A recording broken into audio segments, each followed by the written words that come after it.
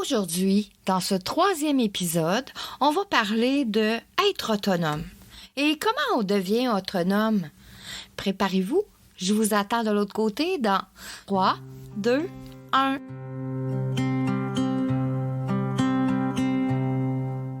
Tu veux devenir un être libre, autonome et intuitif?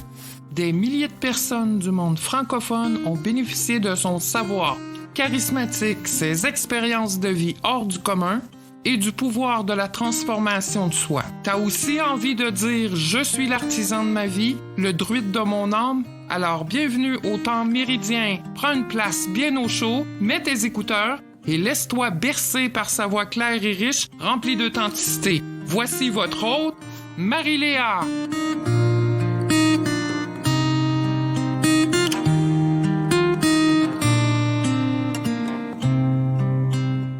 Bienvenue dans mon antre, mes amours. Prenez le temps de vous installer. On va passer quelques minutes ensemble en ce lundi pour le 3e épisode. Vous êtes-vous déjà dit, vous autres, moi, je suis autonome. Premièrement, être autonome, c'est endosser la pleine responsabilité de notre existence. Plusieurs sont convaincus qu'ils sont autonomes, mais après cet épisode, peut-être qu'il va y avoir moins de gens dans la case des autonomes. Ils vont peut-être être plus dans la case de semi-autonomes. C'est de ça qu'on va parler.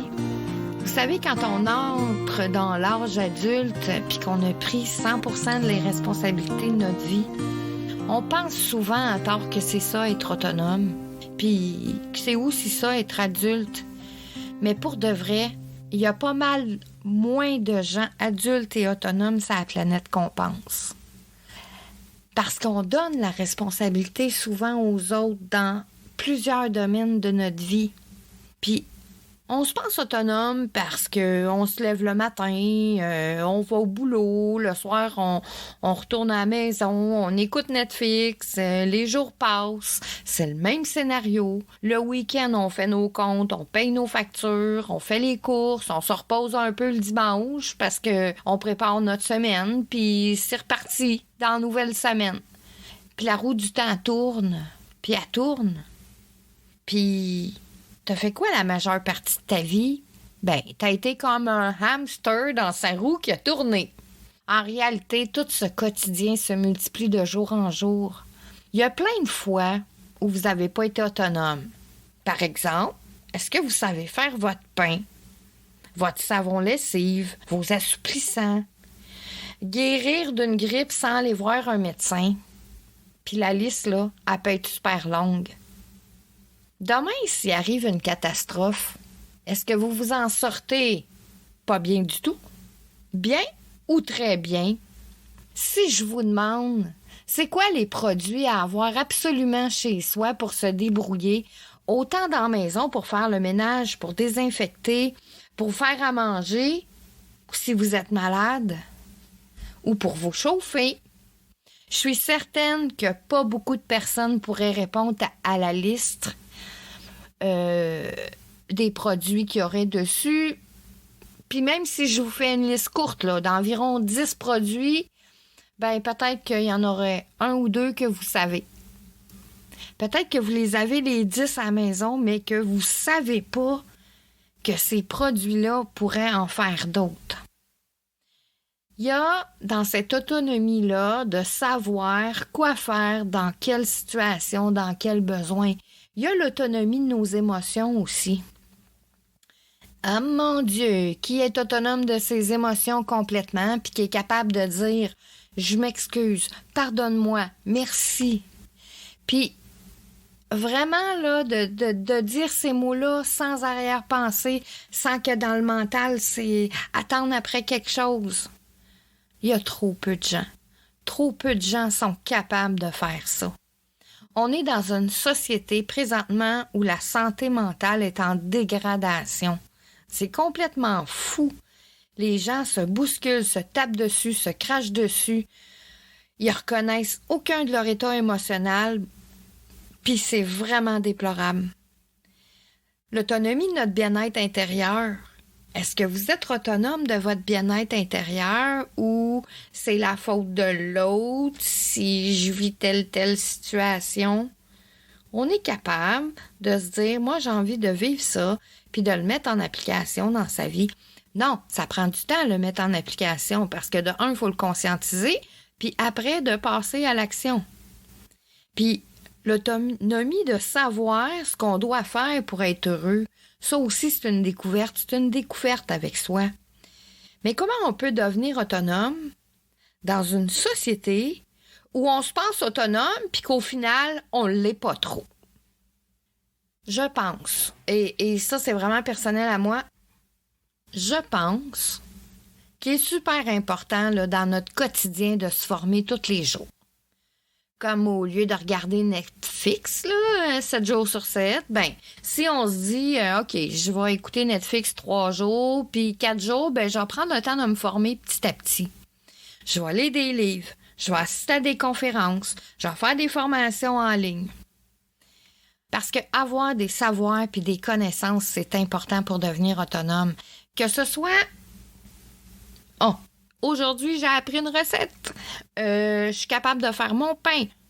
Je pense pas que c'est pas tout le monde qui le sait, mais tu sais, des fajitas, des pitas, le pain pour faire ce genre de pâte-là, écoute, c'est de l'eau puis de la farine.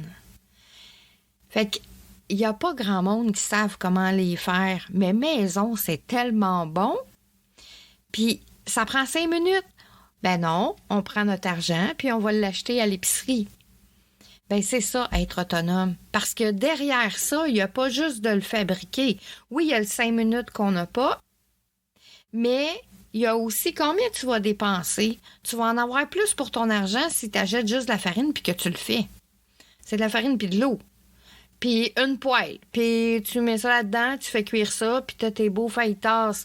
Les pains nan, c'est pareil. Toute cette gamme de pains un peu libanais et indiens, mais c'est tellement simple à faire. Donc, dans le fond, ce que je vous donne comme exemple, là, c'est juste pour vous dire que il y a un gros manque d'autonomie derrière, puis on est dans une société de consommation qui fait qu'on est devenu dépendant de ces choses-là, puis on n'est même pas capable de les faire, puis ça prend 2 minutes à faire.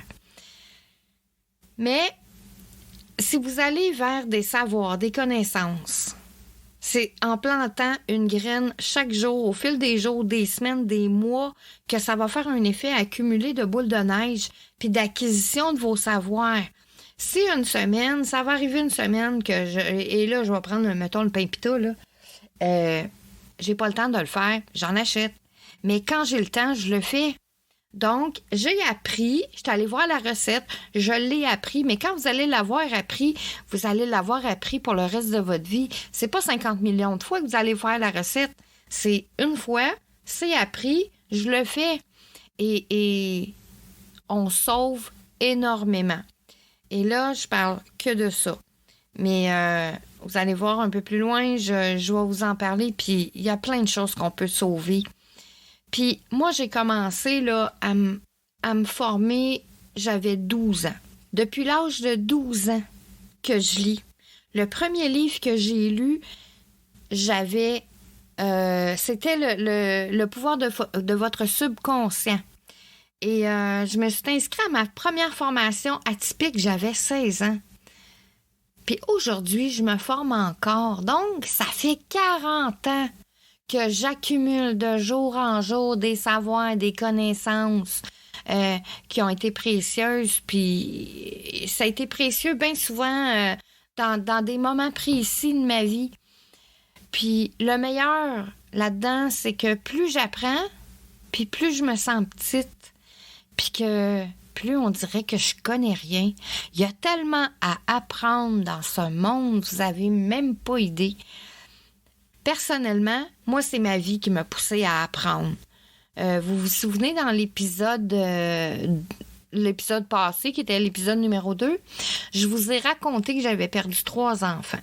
Alors, si je reviens un peu en arrière puis que je vous parle de la perte de mon premier enfant, j'avais à l'époque 23 ans. j'ai eu un accident d'auto. Puis, sur les lieux de l'accident, moi, j'ai appelé mon médecin parce que j'étais en choc nerveux. Et puis, j'ai dit à mon médecin, je saigne pas, j'ai rien, je suis en choc nerveux, puis j'ai peur pour mon enfant. Il me répond, il n'y a rien d'inquiétant, de toute façon, tu as une échographie dans 2 semaines. Alors, laisse le temps passer. Les 2 semaines arrivent. Moi, j'arrive à l'échographie. Puis lors de l'échographie, l'infirmière, elle me dit « Ton bébé, il y a 2 semaines de retard dans sa conception. » Et là, je dis « C'est impossible. Il y a vraiment un problème. » Puis là, j'ai appelé mon médecin. J'ai dit à mon médecin, elle m'a dit qu'il y avait 2 semaines de retard. Puis moi, j'ai eu mon accident. Je vous ai appelé. J'étais en choc nerveux. Puis ça faisait 2 semaines que j'avais eu l'accident. Puis il me dit non, c'est pas grave. C'est des choses qui arrivent. Parfois, les bébés sont juste un peu plus petits. Je raccroche. Puis à l'intérieur de moi, là, j'ai 23 ans. Je connais pas la vie. Mon médecin, pour moi, c'est comme un dieu. Je crois tout ce qu'il me dit. Puis, 2 semaines plus tard, je commence à faire ce qu'on appelle une pré-éclampsie. Donc, je suis rentrée d'urgence à l'hôpital. Puis là, je vous fais la version courte, là. Puis, dans les jours que j'étais à l'hôpital, lors d'une échographie, ils me disent « Ton bébé a 1 mois de retard. » Fait que là, je relève encore mon drapeau rouge, puis je dis « Hey, c'est pas normal. » Puis là, je réexplique mon accident, puis le médecin me redit encore, ça n'a rien à voir. Puis là, il commence un peu, parce que ça fait comme 3 fois que je lui explique, puis que moi, je suis accrochée sur l'accident, puis le choc que j'ai eu. Puis là, il me dit que je suis trop jeune pour avoir une idée de ce qui arrive, que je suis pas médecin. Puis 3 jours plus tard, je perds mon enfant. Puis à l'hôpital, on me demande si je veux faire une autopsie. Donc moi, j'accepte l'autopsie. Puis lors de l'autopsie, il y a dans le rapport d'autopsie, ça dit infarctus ancien au niveau du placenta. Donc la fille de 23 ans, là, elle savait exactement ce qu'elle avait. Mais j'étais pas assez ferrée dans mes connaissances puis mes savoirs pour avoir eu des réponses puis d'autres alternatives par rapport à mon médecin. Tu sais, moi, j'avais à 23 ans, j'avais encore peur des adultes en face de moi. Puis j'étais incapable de dire les choses. Donc moi, aujourd'hui, tu sais, c'est ça, ma mission, c'est de transmettre, puis oui, il faut devenir autonome pour pas que des histoires comme ça arrivent. Puis, une deuxième histoire que je peux vous raconter, c'est que vers l'âge de 25-26 ans, j'ai été très malade, puis j'ai été voir les médecins, puis ils trouvaient rien, puis finalement, c'est moi qui ai trouvé en allant dans un produit naturel.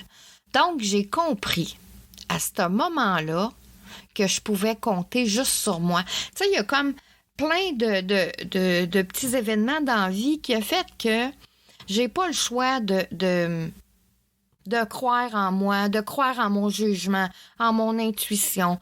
Même, oui, je comprends qu'on a des diagnostics, que les médecins nous donnent des diagnostics, que nos amis nous disent des choses, nos parents nous disent des choses. Sauf qu'aujourd'hui, qu'on me dise n'importe quoi, je vais me fier à mon senti, à mes savoirs, puis à mon jugement. Puis, c'est important, c'est là où ça devient important d'être autonome. Parce que si on ne l'est pas, on croit tout ce qu'on nous dit. Puis la vie, c'est pas de croire tout ce que le monde te dit. Faisant l'expérience, je vous en ai parlé dans l'épisode 0. Crois pas tout ce que je te dis. Prends ce que je te dis, va en faire l'expérience, puis tu verras. Puis, je ne sais pas si ça vous est arrivé dans votre vie de manquer de détergent à lessive parce que vous n'aviez plus d'argent dans votre compte en banque. Vous avez fait quoi? Vous avez attendu la prochaine rentrée d'argent? Moi aussi, ça m'est arrivé. Puis un jour, j'ai dit, ça ne m'arrivera plus. Je vais fabriquer mes produits. Parfois, j'en achète, comme tout le monde. Vu que je suis dans le bio, j'achète du bio. J'achète du bio vert. Quelque chose qui va être écologique. Donc, dépendamment de ce qui est là. Mais la plupart du temps, je les fabrique parce que ça me coûte bien moins cher. Je préfère prendre mon argent à faire autre chose que de payer pour mes produits. Ça sent meilleur. Je sais exactement ce qu'il y a dedans. Donc, et c'est là où, moi, je trouve que de devenir autonome, ça a un effet aussi boule de neige. Parce que si tu sais ce que tu as dans ton produit lavé, hein? Moi, je me souviens, quand on était jeune, ma mère prenait du Tide, du Sunlight, puis plein de produits qui sont quand même assez forts. Oui, ça sent bon, mais c'est fort. Puis il y a des pots pour lesquels ça fait pas. Ça devient irritant. Moi, là, j'en ai pas de ces problèmes-là quand je fais mes produits. J'ai la sensation sur ma peau, c'est correct. Il n'y a pas de marquage, il n'y a pas d'allergie, il n'y a pas de... Donc, il y a des bienfaits. Parce que être autonome, tu sais, c'est pas juste, c'est bien plus que juste de savoir payer ses comptes, avoir une assiette remplie de nourriture, savoir prendre soin de soi là, dans les moindres détails de sa vie. Autant dans se nourrir que dans l'autonomie entière de la personne qu'on est. S'il arrive une catastrophe naturelle, est-ce que vous savez planter vos plants ou vous autosuffire? Si on est en hiver, vous faites comment? Est-ce que vous savez qu'il y a plein d'astuces et plein de trucs au niveau de la cuisine, au niveau de choses qu'on peut faire pousser dans la maison l'hiver? Des choses que même vous achetez présentement, puis que vous jetez, mais que vous pourriez refaire pousser, puis vous ne le savez pas, vous jetez ça aux poubelles. Je vous donne un meilleur exemple, c'est le pied de céleri. Un pied de céleri, si tu le coupes, puis au lieu de le mettre dans la poubelle, si tu y mets les fesses dans l'eau, ben vous allez avoir d'autres céleris. C'est-tu pas merveilleux? T'en achètes rien qu'un, puis il se renouvelle automatique. Puis en France, là, le céleri branche qu'on est habitué ici, c'est drôle, hein, parce que le nom qu'ils leur donnent, c'est du céleri éternel. Ça s'appelle comme ça là-bas. Et moi, ça m'avait tilté, tu sais, en me disant, ah ouais? Fait que c'est pour ça que ça repousse tout le temps. Oui, le céleri repousse et repousse et repousse. Donc, c'est des petites choses qui peuvent rendre la vie plus simple, plus autonome. Et comme je vous le disais, si jamais il arrivait une catastrophe, tu sais, c'est des questions essentielles qu'on doit se poser. Mais il ne faut pas attendre d'avoir besoin des réponses avant de savoir. Parce que si la catastrophe naturelle est arrivée, ben il est trop tard pour en avoir besoin. Il faut que vous connaissiez les réponses avant. Donc ça, en tout cas, je trouve que c'est important de vraiment savoir ces choses-là. Puis, il en tient qu'à soi d'acquérir ces savoirs-là, ces connaissances. Parce que dans ce moment-là, t'es la seule personne, puis t'es l'unique maître de ta vie. Puis, comme je veux vous aider vraiment dans cette aventure-là, parce que c'est une belle aventure que, tu sais, je vous ai parlé la semaine passée d'être libre. C'était quoi? Cette semaine, c'est quoi l'autonomie? C'est pas juste de payer ses comptes. Puis, la semaine prochaine, dans l'épisode 4, ça va être c'est quoi être intuitif?